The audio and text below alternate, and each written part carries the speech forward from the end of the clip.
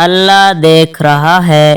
ایک دفعہ کا ذکر ہے، ایک گاؤں میں ایک شخص رہتا تھا۔ اس کا نام عبد الرحمن تھا۔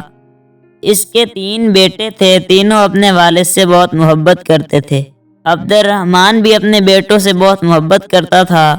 ایک مرتبہ عبد الرحمن نے اپنے تینوں بیٹوں کو بلایا اور ان کو ایک ایک سیب دیا اور کہا کہ اس سیب کو ایسی جگہ جا کر کھاؤ جہاں تمہیں کوئی نہ دیکھ رہا ہو۔ جو ایسا کرنے میں کامیاب ہو گیا میں اسے انعام دوں گا۔ تینوں بیٹے والد کو اللہ حافظ کہہ کر اور ان سے دعائیں لے کر گھر سے نکلے۔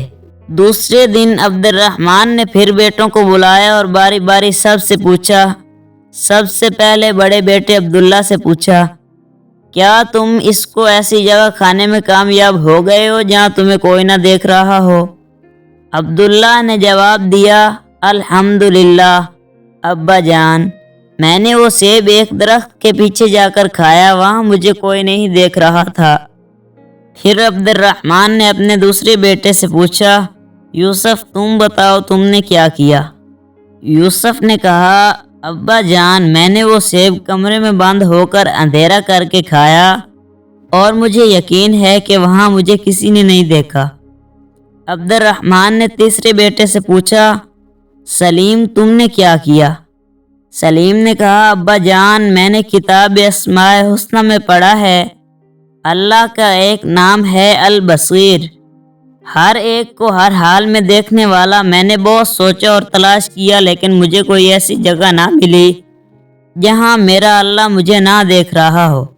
اللہ تو ہر جگہ دیکھتے ہیں، اس لیے میں یہ سیب نہ کھا سکا۔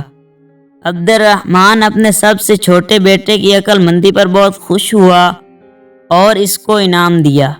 پھر عبد الرحمن نے اپنے بیٹوں سے کہا، میرے پیارے بیٹو، بے شک اللہ ہم سب کو ہر وقت ہر جگہ دیکھتا ہے، ہماری باتوں کو سنتا ہے اور جو خیالات ہمارے دل میں آتے ہیں ان کو بھی جانتا ہے۔ وہ علیم بذات الصدور یعنی دلوں کے چھپے ہوئے رازوں کو بھی جانتا ہے۔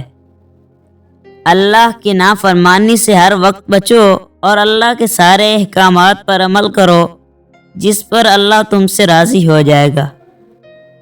تمہیں دنیا میں راحت، سکون، اطمینان عطا کرے گا اور مرنے کے بعد ہمیشہ ہمیشہ کے لیے جنت میں داخل کرے گا، جہاں انسان جو چاہے گا وہ ہو جائے گا۔ انسان کے دل میں جو چاہت ہوگی وہ پوری ہو جائے گی۔